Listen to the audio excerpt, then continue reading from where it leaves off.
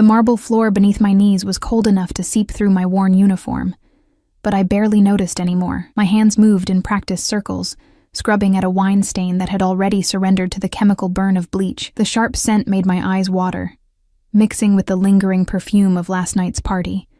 Something floral and expensive that I could never afford even if I saved a year's wages. I was invisible here. That was the point. In the Romano estate, the help existed in the peripheral vision of the wealthy, acknowledged only when something went wrong.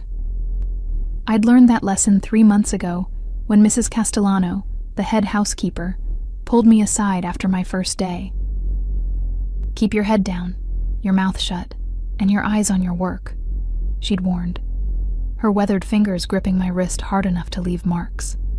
"Especially when he's home."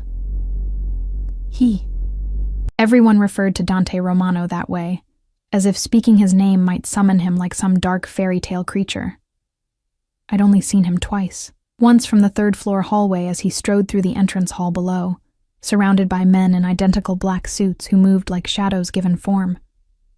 The second time through the kitchen window as he climbed into a black SUV with windows so dark they seemed to swallow light.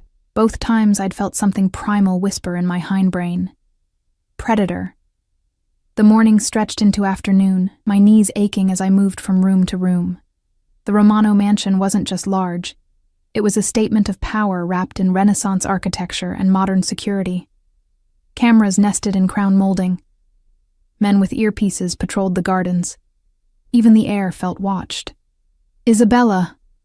Maria's whisper cut through my thoughts. She appeared in the doorway, her face pale beneath her olive complexion. "Mr. Romano's office, now. You need to bring fresh coffee." My stomach dropped. "Why me?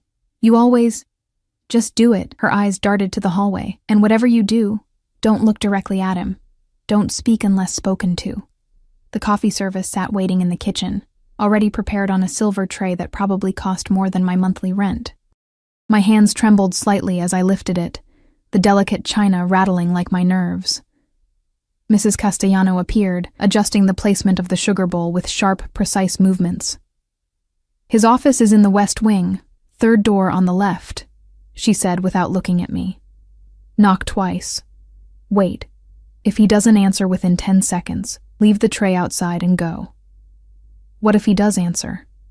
Her eyes finally met mine, and I saw something that might have been pity. "Then pray you don't make any mistakes." The west wing hallway was different from the rest of the house. Darker wood, heavier doors, the kind of silence that pressed against your eardrums. My footsteps were muffled by a carpet so thick my shoes disappeared into burgundy depths. 2 men flanked the hallway's entrance, not the elderly security guards who monitored the main gates, but younger men with cold eyes and bulges under their jackets that I tried not to think about. They watched me approach but didn't move, didn't speak. I felt their gaze track my progress like rifle scopes. Third door on the left, heavy oak with an iron handle that felt cool against my palm. I balanced the tray on one hip and knocked twice, the sound hollow and final. Silence. 5 seconds. 6. 7. Leave the tray. Walk away. 8. 9. Enter. The voice was deep, textured like smoke over gravel. It bypassed my ears and went straight to my spine, triggering every instinct that had kept my ancestors alive when things with teeth hunted in the dark. The handle turned easily. The door swung open on silent hinges. Dante Romano's office was a study in controlled chaos. Floor-to-ceiling bookshelves lined 2 walls, filled with leather-bound volumes that looked actually read rather than decorative. A massive desk dominated the space, its surface covered in papers, tablets, and 3 different phones. But it was the man behind the desk who stole every bit of oxygen from my lungs. He was younger than I'd imagined, early 30s perhaps, with the kind of face that artists had been trying to capture since the Renaissance. Sharp jawline shadowed with deliberate stubble. Dark hair that fell across his forehead in a way that suggested he'd run his hands through it recently. Eyes so dark they were nearly black, currently focused on the document in his hand. He wore a white shirt with the sleeves rolled up, revealing forearms corded with muscle and marked with scars that told stories I didn't want to know. No tie. The top 2 buttons undone, showing the hollow of his throat, and a hint of something that might have been a tattoo. Coffee. On the desk. I moved forward, hyper-aware of my own breathing, the slight rattle of china, the way my uniform suddenly felt too tight and too cheap. The tray found the only clear space on his desk. I began to arrange the cups with hands that had steadied through sheer force of will. That's when I noticed it. A folder. Cream-colored, expensive paper. Open just enough to show a photograph clipped to the top page. A man's face I recognized from the news 3 months ago. Missing, the headlines had said. Presumed dead came 2 weeks later. My hand slipped. The sugar bowl tipped, sending a cascade of white crystals across the open folder, across the photograph, across what looked like financial documents stamped with red letters I couldn't quite read before. Don't move, I froze.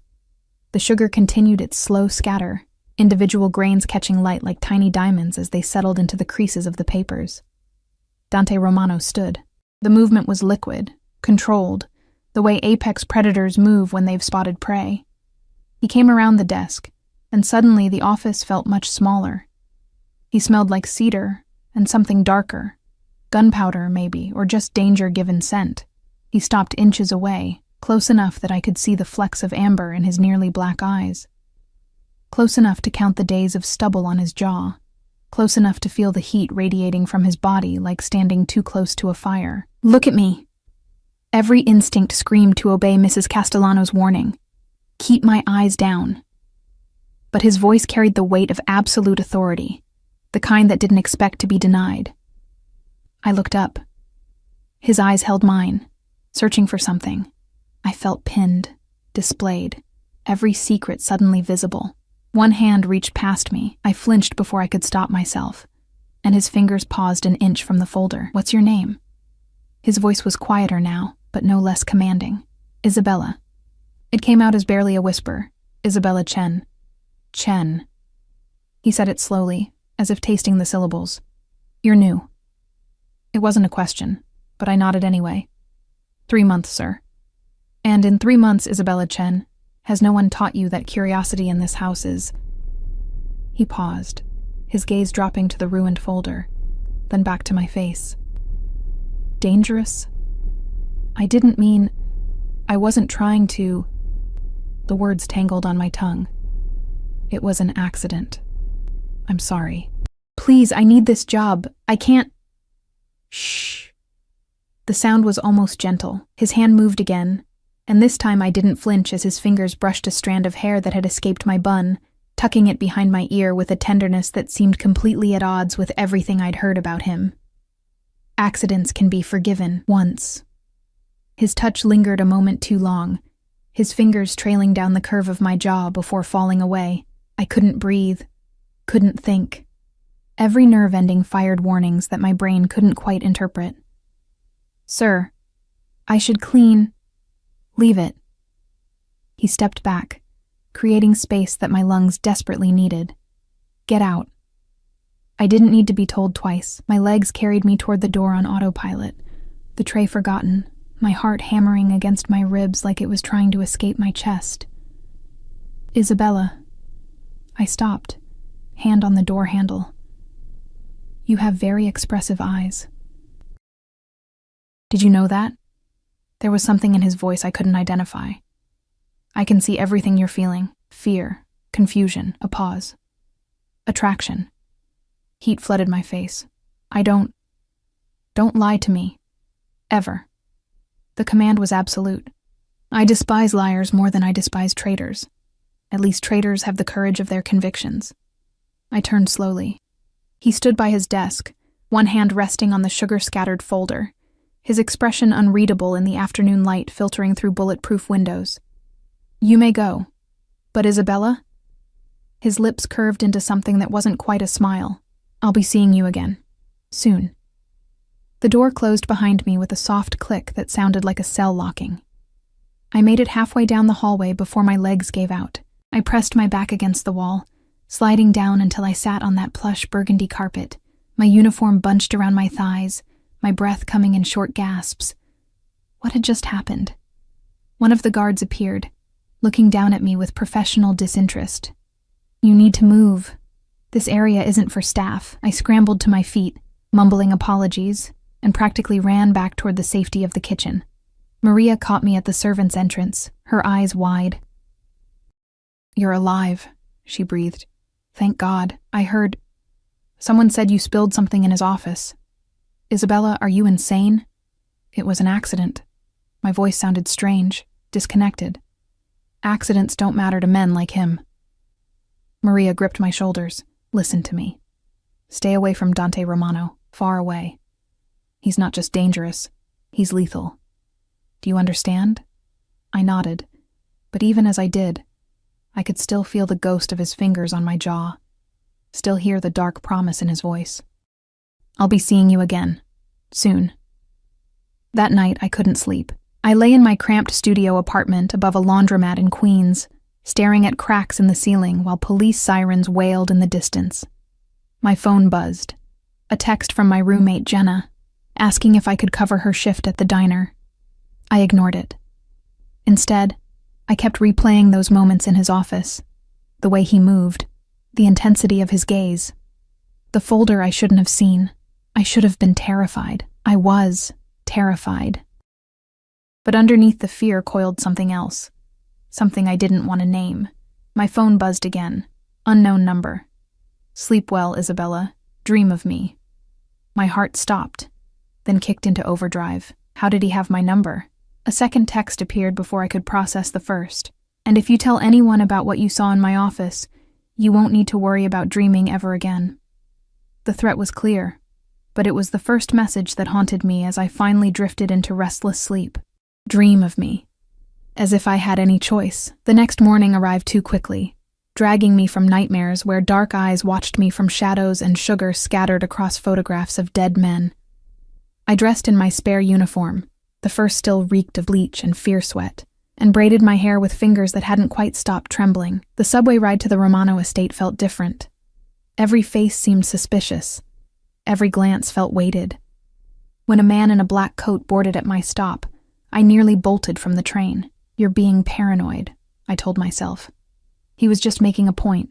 Men like him make threats like breathing. But I couldn't shake the memory of his voice, the way those texts had appeared on my phone like he'd reached across the city to touch me. Mrs. Castellano was waiting when I arrived, her expression more severe than usual. "You're on laundry duty today, basement level. Stay there until I tell you otherwise." Relief flooded through me. The basement was as far from Dante Romano's office as geographically possible, while remaining in the same building. "Yes, ma'am." "And Isabella?" She caught my arm as I turned. "Whatever happened yesterday, forget it. Pretend it never occurred. Your life will be simpler, if only it were that easy." The basement laundry room was a cathedral of steam and soap, industrial washers humming like mechanical prayers. I lost myself in the rhythm of sorting, loading, folding. Whites separate from colors, delicates in mesh bags. Mr. Romano's shirts required special attention. Hand-washed, line-dried, pressed with military precision. His shirts. I held one up. White cotton so fine it was nearly translucent. It still carried his scent, cedar, and that darker note I couldn't identify. My fingers traced the collar where it would rest against his throat, and I felt heat crawl up my neck. "Stop it. He's dangerous. He threatened you." But danger, I was learning, had its own terrible magnetism. Well, the little maid who lived. I spun around, nearly dropping the shirt.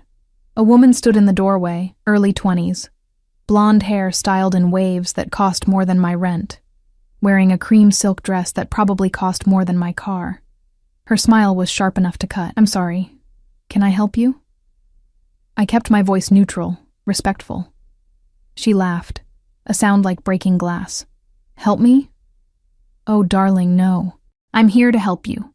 She sauntered closer, heels clicking on concrete. "I'm Valentina Corsini. Perhaps Dante mentioned me?" He hadn't. "No, ma'am."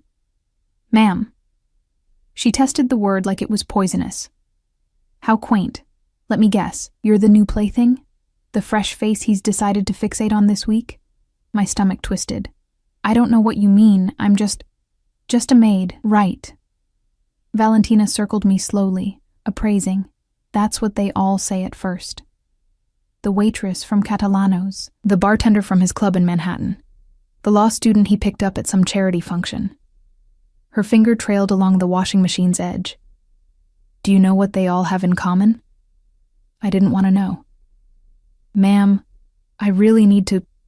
They're all gone now. She stopped directly in front of me, her perfume cloying and sweet. Dante gets bored. And when he's bored, well, people tend to disappear from his life, sometimes literally. The threat hung between us like smoke. I haven't done anything, I said, hating how my voice shook. I spilled sugar, that's all. Sugar. Valentina's laugh was uglier this time. Is that what we're calling it?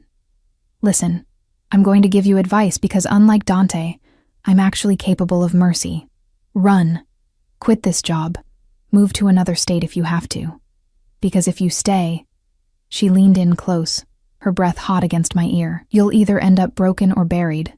Those are the only two options with men like him. She pulled back, her smile restored to its polished perfection. Consider yourself warned, Isabella Chen. She knew my name. Of course she did. Valentina left in a cloud of expensive perfume and implied violence. I stood among the laundry, my hands clutching Dante's shirt hard enough to wrinkle the pristine fabric, my mind racing. Run, she'd said. Every logical cell in my brain agreed. But I needed this job. More than that. I needed the money from this job. My mother's treatments weren't getting cheaper, and the clinic in New Jersey didn't accept good intentions as payment. I was trapped by economics and biology, pinned between impossible choices. The day crawled past. I stayed in the basement until Maria came to find me at dinner time, her expression odd. You're wanted upstairs. Where? Please not his office. Please not. The dining room. Mr. Romano is having dinner with guests. They need someone to serve. Where's Claudia? Or Sophia? They always... He asked for you specifically. Maria's voice dropped to barely a whisper. Isabella, I don't know what's happening, but be careful. Valentina Corsini arrived this morning. She never comes here unless she's marking territory. The dining room was a masterpiece of old-world elegance, a table that could seat 20, crystal chandeliers that threw rainbow fractals across walls, hung with paintings I recognized from art history classes I'd taken in another lifetime when college seemed possible.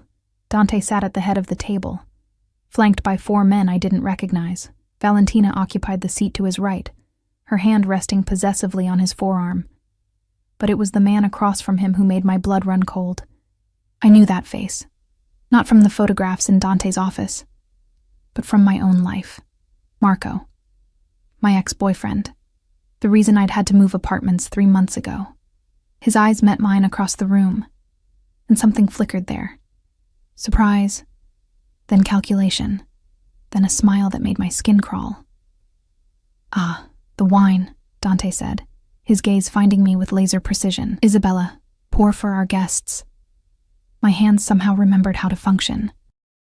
I moved around the table with the bottle, something Italian and probably older than me, filling crystal glasses with ruby liquid that caught the light like blood. When I reached Marco, his hand shot out, catching my wrist. The wine sloshed dangerously close to the rim. Bella, he said, voice dripping false warmth. What a small world. You two know each other? Dante's question was casual, but I heard the edge beneath it, sharp as a razor. Old friends, Marco said before I could respond. His grip on my wrist tightened. Very close friends. Isn't that right, baby? I tried to pull away. He held firm. Let her go. Dante's voice was quiet, too quiet. The temperature in the room dropped 10 degrees. Marco's smile faltered, but he kept his grip. We're just catching up. It's been what?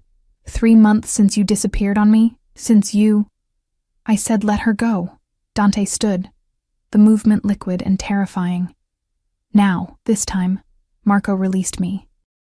I stumbled back, nearly dropping the wine bottle. My apologies, Marco said, but his eyes promised retribution. I didn't realize she was under your protection. She works for me. That's all the protection she needs. Dante moved around the table with predatory grace. He took the wine bottle from my shaking hands, his fingers brushing mine in a touch that felt deliberate. "Isabella, go to the kitchen. You're done for tonight." "But, sir, I haven't finished." "I said go." I went. But not before I caught the look that passed between Dante and Marco. Something primal and violent, a promise of pain wrapped in civilized clothing. The kitchen was chaos. A dozen staff members preparing courses I couldn't name. I found a corner near the industrial refrigerators and tried to steady my breathing. Marco was here. In this house. At Dante Romano's table, the universe had a sick sense of humor. "Miss Chen." One of the guards appeared, the same one from yesterday's hallway. "Mr. Romano wants to see you. His private study." "Now?" "Now." The private study was different from his office. Smaller, more intimate. Leather chairs faced a fireplace where flames crackled and popped. Bookshelves lined the walls, but these books looked personal, loved, their spines creased from actual reading. Dante stood by the window, his back to me, one hand holding a glass of amber liquid that caught the firelight. "Close the door." I obeyed. The lock clicked with terrible finality. "How do you know Marco Santino?" He didn't turn around. "We dated. Briefly. It ended badly." "Define badly." I didn't want to answer, but something in his posture suggested that silence wasn't an option. He became possessive, controlling. When I tried to end it, he didn't take it well. "Did he hurt you?" The question was so soft I almost didn't hear it. Not physically, but he wanted to. Finally, Dante turned. His eyes were molten in the firelight, twin points of barely controlled rage. I can see it in the way you looked at him. Terror. And something else. Shame, perhaps? "I'm not ashamed of—" "You should be ashamed of him, of his weakness." Dante crossed the room in 3 long strides. Men who hurt women aren't men at all. They're parasites wearing human skin. He was close now. Too close. I could see the pulse beating in his throat, count the individual lashes framing those impossible eyes. "Why does he matter to you?" I asked, finding courage I didn't know I possessed. "Marco, I mean, why is he at your table?" "Business." The word was clipped, final. "He represents certain interests in Brooklyn. Interests I'm acquiring. So you're going to work with him." "I'm going to destroy him." Dante's hand rose, his knuckles brushing my cheek with devastating gentleness. "But first, I'm going to make him watch me take everything he ever thought was his." My breath caught. "I'm not his. I was never, I know."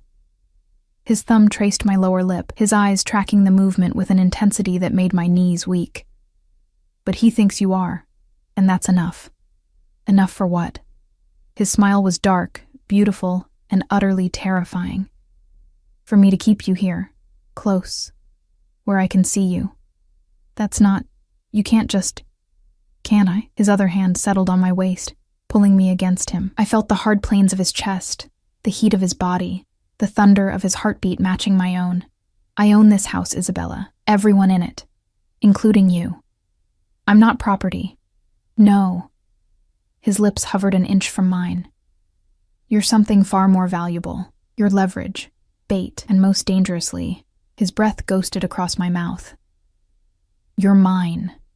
He kissed me. Not gently, not asking permission. His mouth claimed mine with the same absolute authority he wielded over everything else in his world. Demanding, possessive, overwhelming.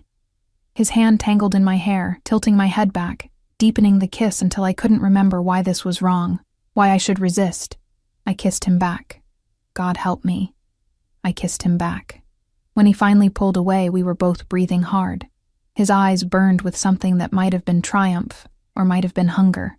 "Tomorrow you move into the East Wing. Guest suite. You'll have a driver, a security detail, and anything else you need." "What? No. I can't just— You can. You will." His thumb stroked my swollen lip. "Because if Marco Santino thinks for 1 second that you're still out there, vulnerable, in that shithole apartment in Queens, he'll come for you. And I can't protect what I can't see. This isn't protection. This is— possession." He smiled. "Yes. Get used to it, Isabella. You're mine now." "And I don't share." The East Wing guest suite was larger than my entire apartment. Floor-to-ceiling windows overlooked manicured gardens where fountains whispered secrets to the night. The bed could sleep 4 people comfortably, dressed in sheets that felt like water against skin. A bathroom done in white marble and gold fixtures. A walk-in closet that echoed when I stepped inside. And guards. Always guards. 2 stationed outside my door, rotating every 6 hours like I was something precious that needed protecting, or like I was a prisoner in a very beautiful cage. 3 days had passed since that kiss in Dante's study. 3 days since my life had been upended and reconstructed according to his will. I'd gone back to my apartment once, escorted by 2 of his men, to pack my essentials. The landlord hadn't even blinked when I broke the lease. Apparently, a call from Dante Romano's lawyers carried more weight than a year's contract. Maria avoided my eyes now when we passed in the hallways. The other staff whispered behind their hands. I'd crossed some invisible line, moved from servant to what? Mistress? Prisoner? Pet? I didn't know. And that terrified me more than anything. A knock at my door. Sharp. Authoritative. One of the guards poked his head in. Mr. Romano wants you downstairs. The library. 5 minutes. The library was my favorite room in the entire mansion, a 2-story temple of books with a spiral staircase connecting the levels. Dante stood on the upper level, pulling a volume from a shelf, his reading glasses perched on his nose in a way that made him look almost human. Almost. You read, Dante? I asked, climbing the stairs. The book in his hand was a worn copy of Inferno. My father had a sense of humor. He didn't look up from the pages. Naming his son after the man who documented hell, as if he knew what I'd become. And what have you become? Finally, his eyes met mine over the rims of his glasses, the thing that even hell fears. He wasn't joking. Dante closed the book, setting it aside with care that seemed at odds with his reputation. I have a problem, Isabella, and you're going to help me solve it. What kind of problem? Marco Santino is claiming you're carrying his child. The world tilted. What? That's insane. I haven't seen him in months, and I would never. I know. Dante descended the stairs with measured steps. The timeline doesn't work, but he's telling anyone who'll listen that you ran away when you found out you were pregnant, that you're hiding here, using me to avoid your responsibilities. Rage, hot and bright, flooded through me. That lying piece of careful. Dante's hand caught my chin, tilting my face toward the light streaming through tall windows. Anger makes you careless, and careless women don't survive in my world. I don't care about surviving your world. I care about my reputation, my name. Your reputation? His laugh was bitter. Isabella, the moment you moved into this house, your reputation was forfeit. Everyone already assumes you're warming my bed.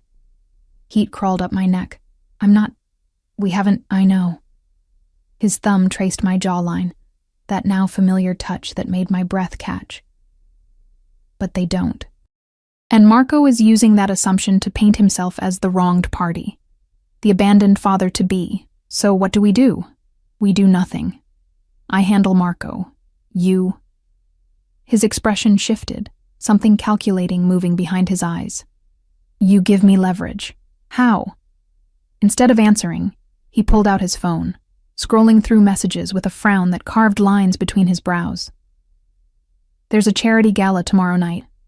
Very public, very visible. All the major families will attend. Marco will be there with Valentina. Did I mention they're engaged now? That shouldn't have stung. It did anyway. Congratulations to them. She's using him to get to me. He's using her family connections to expand his territory. It's very transactional. Dante pocketed his phone. You'll attend with me, as my date. That's a terrible idea. It's a brilliant idea. We present a united front. You, radiant at my side, clearly not pregnant with Marco's child. Him, forced to either admit he lied or double down and look like a fool. And Valentina? Let me worry about Valentina. His hand slid to my waist, pulling me closer. All you need to do is smile, look beautiful, and let everyone see that you belong to me. There was that word again. Belong. I don't belong to anyone, I said.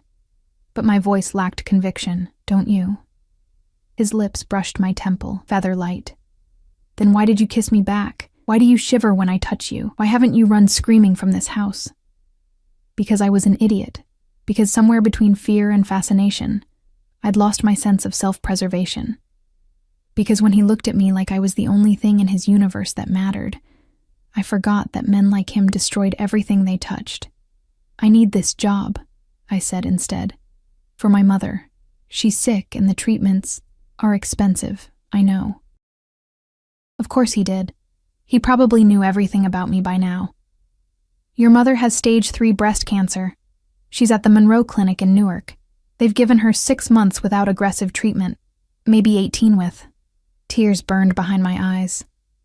I make it my business to know everything about people in my orbit. His hand cupped my face, surprisingly gentle. As of this morning, her treatment is fully covered. The best oncologists, experimental therapies if needed, whatever gives her the best chance. The tears spilled over. Why would you do that? Because you need it. Because it keeps you here. Because... He paused, something flickering across his face too quickly to read. Because I can. It should have felt like manipulation.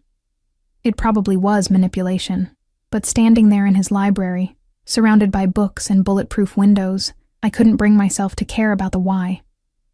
My mother would live. That was all that mattered. Thank you, I whispered. Don't thank me yet. His smile held no warmth. Everything has a price, Isabella.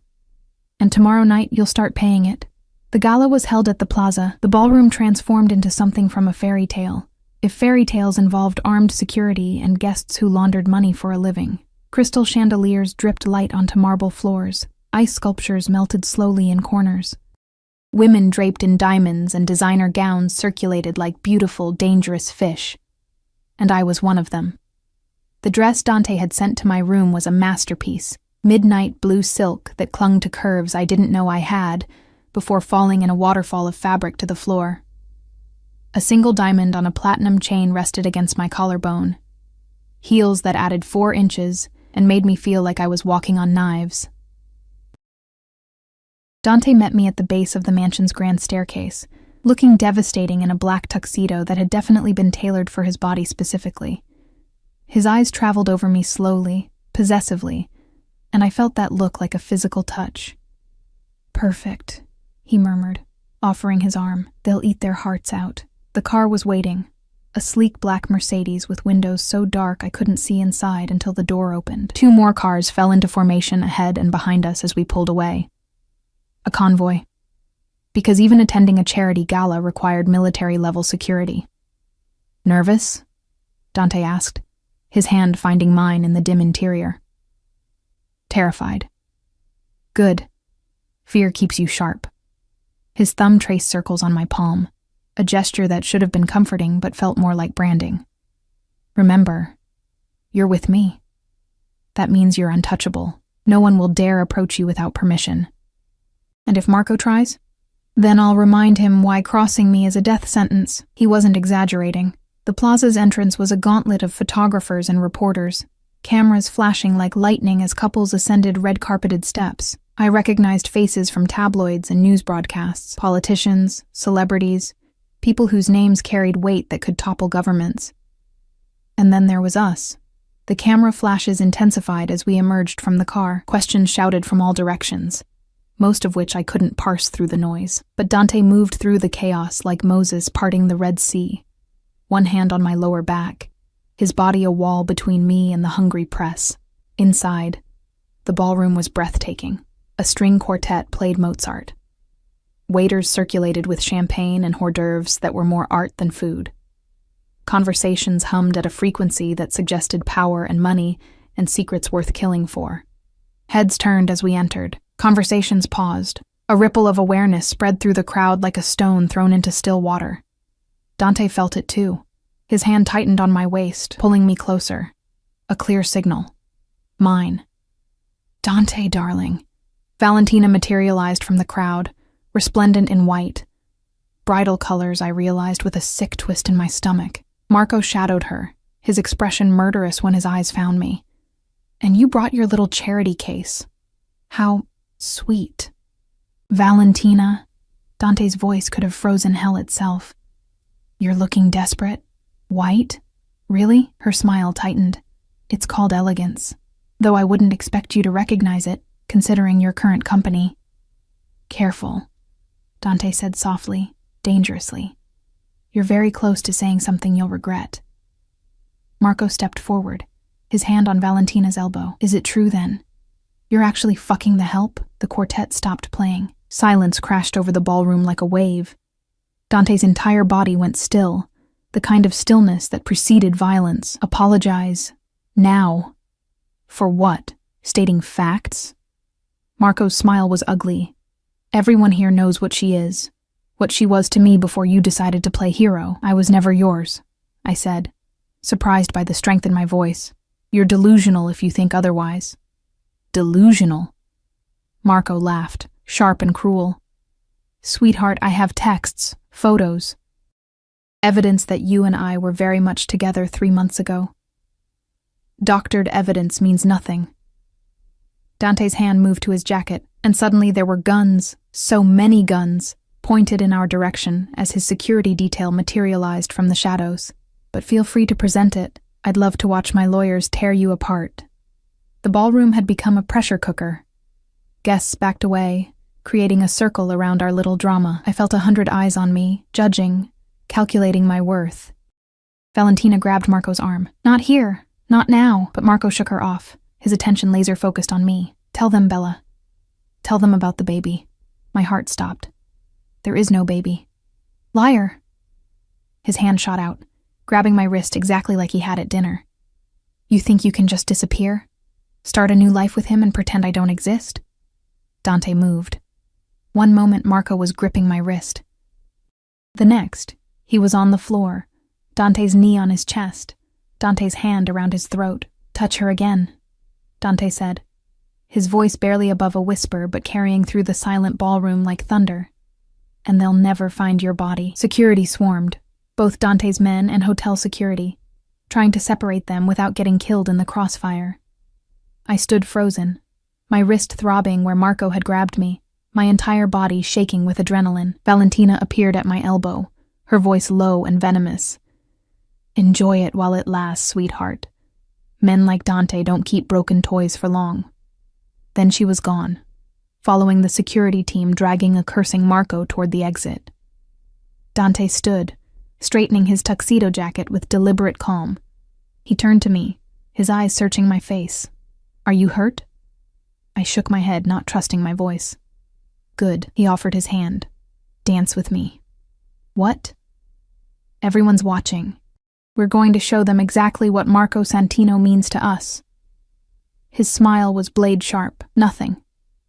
The quartet had resumed playing, a waltz this time, slow and sweeping.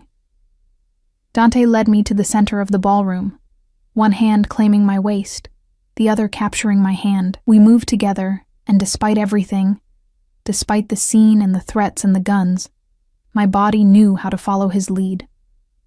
You're shaking, he murmured against my hair. He said there's a baby. There isn't. How can you be sure? His hand tightened on my waist. Because if there was, you'd be showing by now. And because Marco Santino is a liar who'll say anything to maintain his fragile ego. We spun, silk and wool moving in perfect synchronization.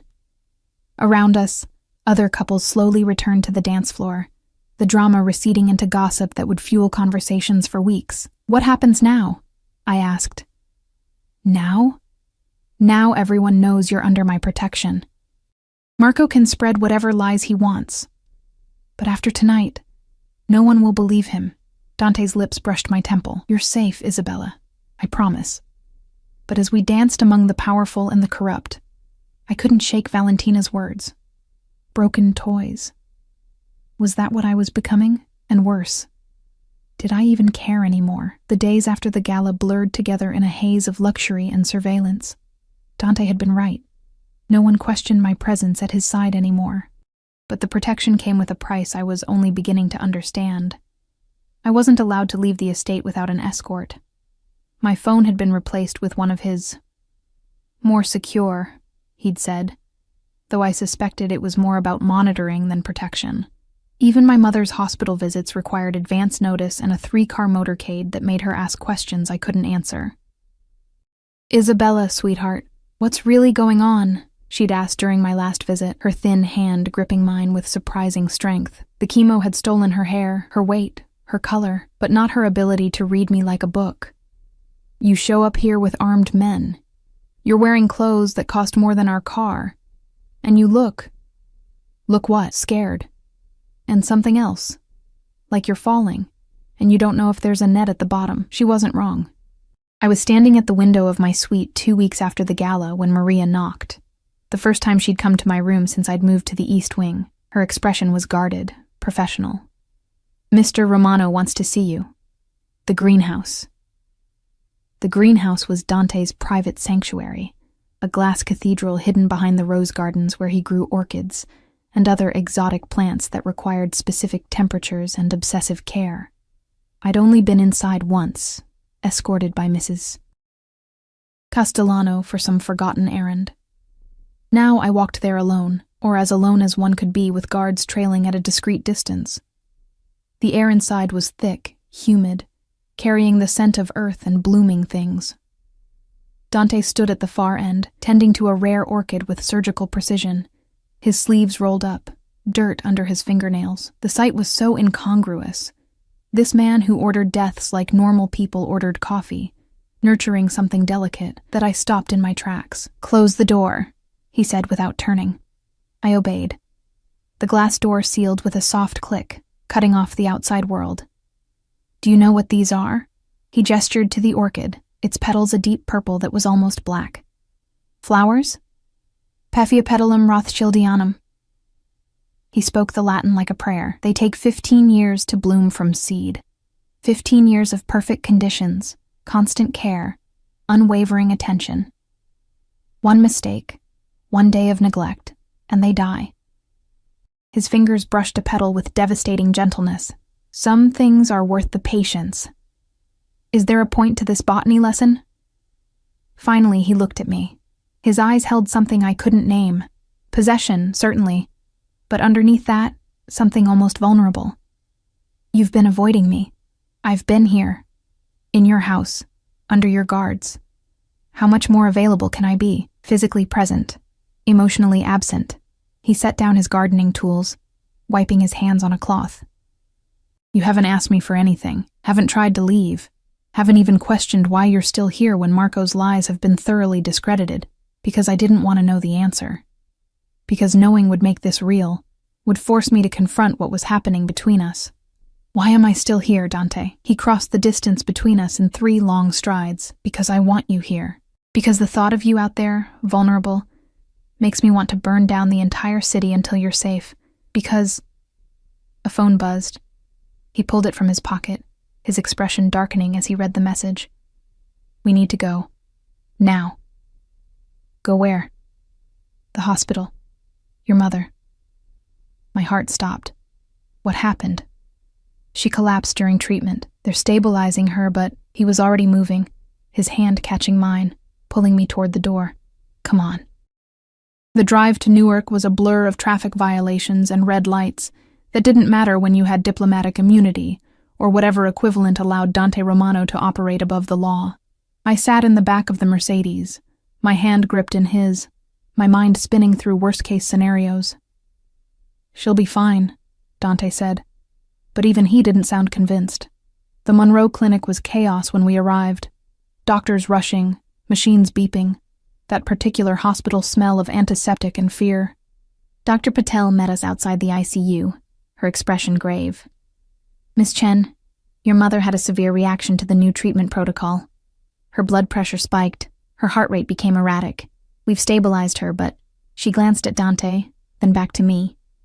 "We need to discuss next steps." "Can I see her?" 5 minutes. She's sedated, but she might be able to hear you." My mother looked impossibly small in the hospital bed, tubes and wires connecting her to machines that kept her alive. Her chest rose and fell with mechanical precision. I took her hand, careful of the IV, and felt tears stream down my face. "I'm sorry," I whispered. "I'm so sorry, Mom. This is all my fault.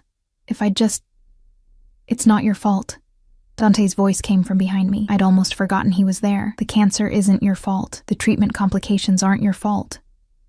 But the stress, me disappearing, showing up with guards, all the questions I couldn't answer. Isabella. He moved closer, his hand on my shoulder. Look at me. I turned, meeting his eyes. Your mother is getting the best care available anywhere in the world. Dr. Patel is one of 3 specialists in experimental immunotherapy. The treatment that caused this reaction? It was a Hail Mary because the conventional treatments weren't working. She knew the risks. She chose this. How do you know what she chose? Because I spoke with her, last week. His admission hung between us. She wanted to meet the man who was taking care of her daughter. Her words. You talked to my mother? About what? About you. About us. About whether my intentions were honorable. A ghost of a smile crossed his face. She's remarkably fierce for someone undergoing chemotherapy. Reminded me of you. What did you tell her? The truth. His hand cupped my face, thumb wiping away tears. That I'm many things. Violent, ruthless, probably damned. But that I would die before I let anything happen to you. That's not an answer. It's the only answer I have. He pulled me against him, and I went, burying my face in his chest, letting myself break because no one else was watching.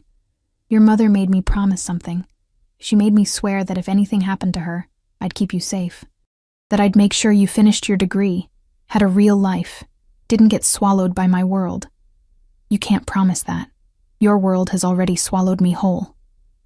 Then I'll pull you back out. His arms tightened around me, whatever it takes. Dr. Patel appeared in the doorway, clearing her throat softly. Miss Chen? Your mother is waking up. She's asking for you.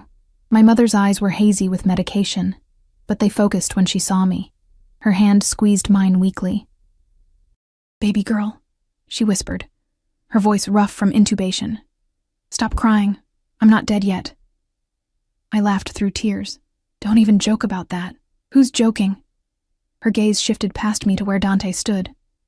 You. Come here. Dante approached the bed with a wariness I'd never seen in him before. You hurt my daughter, my mother said, each word an effort. And I will haunt you from beyond the grave. Understand? Yes, ma'am. Good. She coughed, and I grabbed the water cup, helping her sip through a straw. Now both of you listen. Isabella, stop blaming yourself for things you can't control. Dante, stop trying to protect the world and focus on protecting her. And both of you, figure out what this is before someone gets killed. Mom? I'm serious. I've seen the news. The Santino boy claiming paternity, the scene at the gala, Valentina Corsini making threats. Her fingers tightened on mine. I don't have the energy to worry about you while fighting cancer, so whatever this thing between you two is, define it, claim it, or end it. But stop existing in limbo. She was right. We both knew it. Dr. Patel ushered us out minutes later, promising updates every few hours. In the hallway, Dante and I stood in heavy silence, the weight of my mother's words pressing down like atmosphere. She's not wrong, I finally said. No, she's not. Dante ran a hand through his hair, a rare gesture of uncertainty. Isabella, His phone rang. He glanced at the screen, his expression hardening. I need to take this. He stepped away, his voice low and harsh as he spoke in rapid Italian. I caught fragments. Marco's name, something about a shipment, coordinates. When he returned, his face was carved from stone. We need to go back. Now, what's wrong? Marco made a move. Stupid, desperate, but potentially deadly. He was already walking toward the exit, his security team materializing around us. He's claiming that you're not just pregnant with his child. He's saying I kidnapped you, that you're being held against your will. That's insane. Insane or not, he's filed a complaint with the police. Formal charges. They're requesting a wellness check. My stomach dropped. Can they do that? They can try. We emerged into the parking lot. The car's already running, doors open, which means we need to get ahead of this. Publicly, definitively, in a way that leaves no room for interpretation. How? He helped me into the Mercedes, sliding in beside me. The door closed, sealing us in tinted privacy as the convoy pulled away from the hospital. You're going to give a statement, on camera, to the press, explaining that you're exactly where you want to be, that Marco's claims are harassment from an ex who can't accept that you've moved on. Moved on to what exactly? I turned to face him. Dante, what are we? Your mother asked, mine asked, and I'm asking now. Am I your employee? Your guest? Your prisoner? Your... Mine. The word was absolute, final. You're mine, Isabella. In every way that matters. That's not an answer. Then let me be clearer. He shifted, his body caging mine against the leather seat, his hands on either side of my head. I want you in my bed, in my life, in my world. I want to wake up to you every morning and fall asleep with you every night. I want every man who looks at you to know that touching you means death. I want... He stopped, jaw clenched, fighting for control. What? I whispered. What do you want? Everything. His forehead pressed against mine, his breath ragged. I want everything you can give me and more. And I know that makes me selfish, possessive, probably insane. But I stopped pretending otherwise the moment I saw you on your knees in my hallway, invisible to everyone but me. My heart hammered against my ribs. This is crazy. I know. You're dangerous. I know. I should run as far from you as possible. I know. His lips brushed mine, featherlight. But you won't. Because you feel it too, this thing between us. It's not logical, not safe, probably not healthy, but it's real. He was right. God help me, he was right. Not the tentative, confused kiss from his study. This was deliberate, claiming, a choice made with open eyes. My hands fisted in his hair, pulling him closer, and he groaned against my mouth, his control finally shattering. We broke apart when the car stopped, both breathing hard. We're home, the driver said through the partition, his voice carefully neutral. Dante's eyes burned into mine. Tonight. After the press conference, after we deal with Marco's bullshit. Tonight, we finish this conversation. Agreed? I nodded, not trusting my voice. Good. He straightened his tie, his mask of control sliding back into place. Now let's go destroy Marco Santino's credibility once and for all. The press conference was scheduled for 8 p.m. in the mansion's formal parlor. Dante's PR team had assembled a full media circus, cameras, reporters, microphones arranged in a semicircle that made my skin crawl. I wore a simple dress, navy blue, modest, professional. Dante had insisted on visible proof I wasn't pregnant, wasn't being held against my will. The diamond necklace he'd given me for the gala rested against my collarbone, a silent claim of ownership. The questions came fast and brutal. Miss Chen, is it true you're carrying Marco Santino's child? No. I have never been pregnant. Why would he make such a claim? You'd have to ask him. Perhaps he's confused about the timeline. Or perhaps he's simply lying. Are you being held here against your will? I looked directly into the camera. I am exactly where I choose to be.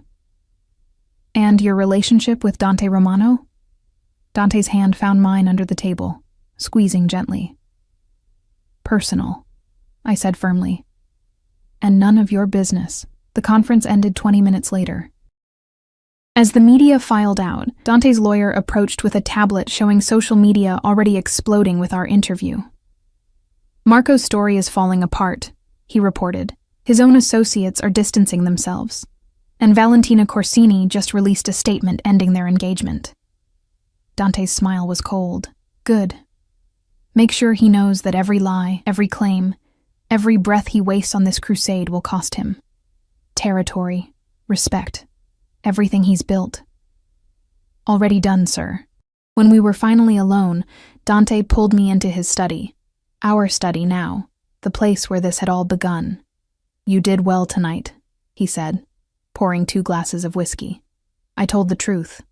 That's what made it effective. He handed me a glass, his fingers lingering on mine. Isabella, about what I said in the car. Don't. I set down the glass. Don't take it back. Don't qualify it. Just don't. I wasn't going to. He moved closer, backing me against his desk. I was going to ask you something. What? His hand slid into his pocket, and for one insane moment I thought. But instead of a ring, he pulled out a key. Simple, silver, modern. "This is to my private quarters, 3rd floor, north wing. No guards, no cameras, just me." He pressed it into my palm. "I'm not asking you to move in, not yet. But I'm asking you to have access. To know that you're welcome. That when you're ready..." I kissed him, cutting off the words with action. The whiskey glass fell from his hand, shattering on the hardwood floor, but neither of us noticed. His hands gripped my waist, lifting me onto the desk, papers scattering as he stepped between my legs. "Isabella," he breathed against my neck. "If we do this, no more talking." My fingers worked at his tie, his buttons. "We've talked enough." He pulled back just enough to meet my eyes. "Once we cross this line, there's no going back. You understand that?" "I don't want to go back." Something fierce and possessive flared in his expression. "Then you're mine. Completely. Say it. I'm yours. Again. I'm yours, Dante. Completely." He claimed my mouth with a kiss that tasted like victory and surrender all at once. I woke wrapped in Egyptian cotton, and Dante's arms. Sunlight streaming through windows I didn't recognize. His bedroom, our bedroom now I supposed, was all dark wood and masculine simplicity. So different from the ornate guest suite I'd occupied. Personal. Real. He was already awake, watching me with an intensity that should have been unnerving, but instead felt like coming home. "Good morning," he murmured, his voice rough with sleep and something darker. "Morning." I traced the scar on his shoulder. A puckered line that spoke of violence survived. "How long have you been awake?" "An hour. Maybe more. I like watching you sleep. You look peaceful." His fingers traced lazy patterns on my bare shoulder, like the world hasn't touched you yet. The world has definitely touched me. Not like I have. His smile was wicked, possessive. Not like I will again. Heat flooded through me, memories of last night written on my skin in the form of marks his mouth had left. We'd christened his desk, then his couch, then finally made it to his bed as dawn painted the sky pink. My phone buzzed from somewhere on the floor, the new one Dante had given me. He reached down, retrieving it with easy grace, his expression darkening as he read the screen. "Marco's been arrested." I sat up, clutching the sheet to my chest. For what? Fraud, extortion, making false statements to police. Dante handed me the phone showing a news article with Marco's mugshot. And that's just the beginning. My lawyers are preparing a defamation suit. By the time we're done, he'll wish he'd never spoken your name. I should have felt triumphant. Instead, I just felt tired. Will it ever really be over? With men like Marco? Not until they're either broken or dead. Dante's hand cupped my face, tilting it toward him. "But he can't touch you. Not anymore. Not ever." A knock at the door interrupted us. "Sir?" One of the guards, his voice carefully neutral. "Dr. Patel is calling. It's about Miss Chen's mother." My heart stopped. Dante was already moving, pulling on pants, tossing me his shirt. I fumbled with the buttons as he answered his phone, his expression unreadable. "Yes, I understand. We'll be there within the hour." He ended the call, his eyes finding mine. "She's awake, fully conscious, vitals stable. Dr. Patel says the crisis has passed." Relief crashed over me so hard I nearly collapsed. Dante caught me, his arms steel bands holding me upright. "Get dressed," he said gently. "Let's go see your mother." The hospital room felt different this time. Sunlight instead of fluorescent urgency. My mother sat propped up against pillows, color returning to her cheeks, arguing with a nurse about her breakfast options. "I don't care if it's doctor approved. It tastes like cardboard soaked in sadness," she was saying as we entered. "Mom." She turned, her face lighting up despite the exhaustion lining it. "Baby girl. And you brought your... what do I call him? Boyfriend sounds too teenage. Lover sounds too scandalous for a Catholic mother to say." "Dante is fine, Mrs. Chen," Dante said, his usual commanding presence somehow gentled in her presence. "Dante, then." She gestured to the chairs beside her bed. "Sit. Both of you, we need to talk." Dr. Patel had followed us in, tablet in hand. The immunotherapy is working. Better than we hoped, actually. The initial reaction was severe, but your body is responding well to the treatment. If this trajectory continues, we're looking at full remission within 6 months. 6 months. The number hung in the air like a miracle. That's incredible, I breathed, gripping my mother's hand. It's expensive, my mother corrected, looking at Dante. Which brings me to what we need to discuss. I can't keep accepting your charity. It's not charity, Dante interrupted. It's investment. In what? In Isabella's peace of mind, in your health, in... He paused, seeming to choose his words carefully. In family. My mother's eyes sharpened. Family? I love your daughter, Mrs. Chen. The words fell from his lips with the same absolute certainty he used when ordering deaths. I know it's fast. I know my world is dangerous. I know I'm probably the last man you'd choose for her. But I love her. And I'm going to spend the rest of my life proving I'm worthy of her. The room went silent. Even the machines seemed to hold their breath. Isabella? My mother's attention shifted to me. How do you feel about this declaration? I looked at Dante. This complicated, dangerous, impossibly gentle man who'd somehow become my entire world in the space of a few weeks, who'd protected me, claimed me, challenged me, who looked at me like I was the only thing that mattered. I love him too, I said, the truth simple and terrifying. God help me, I do. My mother studied us both for a long moment.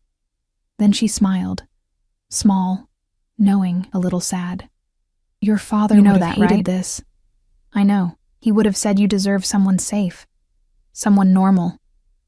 Someone who doesn't have armed guards and enemies who file false police reports. I know that too. But he also would have recognized what I see right now. She squeezed my hand. Someone who would burn down the world to keep you safe. Someone who looks at you like you hung the moon. That's worth more than safety, baby girl. That's worth everything. Tears streamed down my face. Dante's hand found mine, our fingers interlacing. So you have my blessing, my mother continued. But Dante? If you hurt her, cancer won't get to kill me because I'll come back as a vengeful ghost and make your life hell. Understood, ma'am? Good. Now get out, both of you. I'm tired and you're both disgustingly in love. It's exhausting to watch. 3 months later, I stood in Dante's greenhouse, our greenhouse, watching him tend to his orchids with that same obsessive care.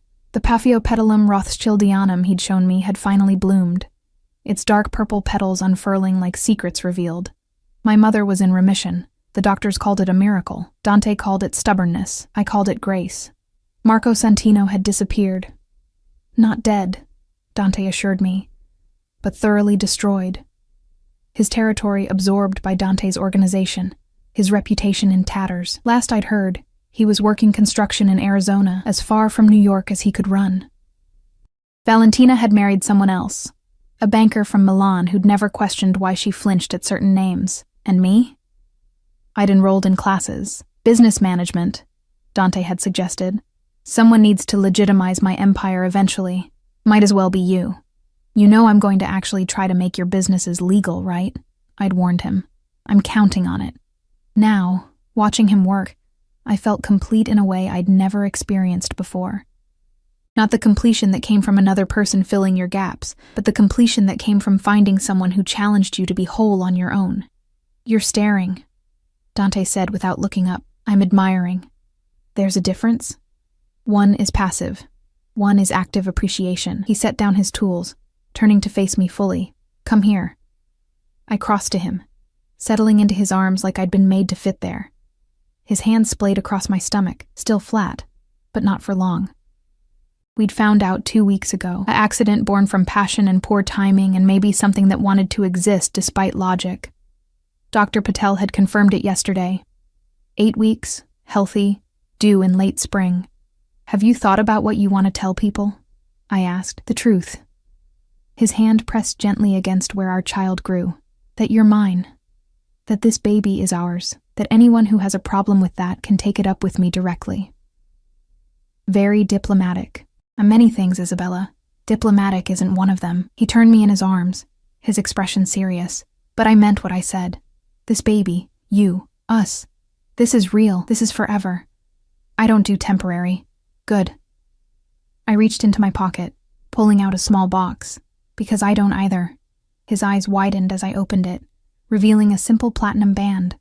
No diamonds, no ostentation, just solid metal engraved with coordinates. The exact location where I'd first entered his office, where everything had begun. Isabella. I know you're probably planning some elaborate proposal. Knowing you, it involves fireworks and possibly international incidents. But I don't want elaborate. I took his hand, sliding the ring onto his finger. I just want you. Forever. Starting now. For the first time since I'd known him, Dante Romano looked speechless.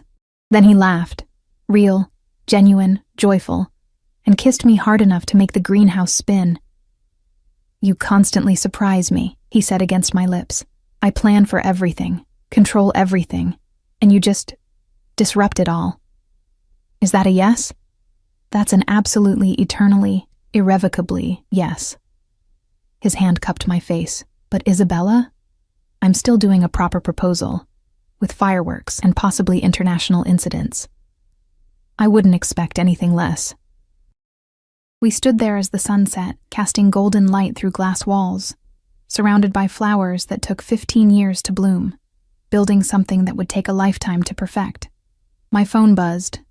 A text from my mother. Dinner this Sunday. Tell him to bring wine. Nothing too expensive. I don't trust anything that costs more than my car. Dante read over my shoulder, smiling. Your mother terrifies me more than my enemies. As she should. Think she'll be happy about the baby? She'll be thrilled. And insufferable about being right. About what? She told me the day we met that I'd marry you. Said she could see it in the way you looked at me. Smart woman. The smartest. We locked up the greenhouse as twilight deepened, walking back toward the mansion hand in hand. Guards shadowed our path, but for once I didn't mind. They weren't jailers. They were protection for something precious. Inside, Mrs. Castellano was directing the evening staff with her usual efficiency. She caught sight of us, her expression softening almost imperceptibly. Dinner in 20 minutes, Mr. Romano. I've prepared Miss Chen's favorites. Thank you, Mrs. Castellano, Dante paused. And I believe congratulations are in order. She raised an eyebrow. Sir? Isabella and I are engaged and expecting. For a moment, the unflappable housekeeper looked genuinely shocked. Then her face broke into the first real smile I'd ever seen from her. About time, sir. About time. Word spread through the household like wildfire. By the time we sat down to dinner, champagne, sparkling cider for me, had materialized, along with a cake that Maria swore she just happened to have made. The staff who'd once avoided my eyes now offered genuine congratulations. I'd crossed from outsider to family, from maid to mistress of the house, from invisible to essential. That night, lying in Dante's arms, I thought about the girl who'd been on her knees scrubbing floors 3 months ago, who'd been invisible, exhausted, running on empty in desperation. She was gone now, transformed not by wealth or status, but by being seen, being chosen, being loved. What are you thinking? Dante asked, his fingers trailing through my hair. That I should probably hate you for completely upending my life. Probably. But I don't. I can't. I turned to face him. You terrified me. You still terrify me sometimes. But you also made me feel like I mattered, like I was worth protecting, worth fighting for. You are. His hand settled on my stomach again, that protective gesture that was becoming habit. You're worth everything. Even going legitimate? He groaned. You're really going to make me pay taxes, aren't you? Every single one. The things I do for love. Outside, the city sprawled in all directions, millions of lives intersecting, stories beginning and ending, people finding and losing each other in the chaos. But here, in this room, in this moment, there was only us. 2 people who shouldn't have worked, a maid and a mafia boss, vulnerability and violence, innocence and corruption, but somehow, against all logic, we did work. We fit. I love you. I whispered into the darkness. I know. Dante replied, pulling me closer. I've known since the moment you looked up at me in my office. Sugar scattered between us, terror and attraction warring in your eyes. I knew then. You were mine. You just didn't know it yet. Possessive. Always. Obsessive. Absolutely. Protective to the point of insanity. Unquestionably. His lips brushed my temple. And you love me anyway. I love you because of it, not despite it. We fell asleep tangled together, the future stretching before us. Complicated, dangerous, probably chaotic. There would be challenges, enemies. Dante's world didn't simply disappear because we'd fallen in love. But we'd face it together. The girl who'd been invisible had found someone who'd never stop seeing her. And the man who'd controlled everything had found something he couldn't control, wouldn't control. Someone who challenged him, changed him, made him want to be better. Not a fairy tale. Fairy tales didn't involve mafia bosses and death threats, but it was ours. Real, imperfect, and absolutely worth fighting for. In the morning, I'd wake up and start planning our wedding. Dante would go back to running his empire. My mother would continue her treatment. Our baby would keep growing, safe and loved. Life would continue, messy and beautiful in ours. But tonight, we simply existed. Two souls who'd found each other against impossible odds, building something that would last. Forever started now,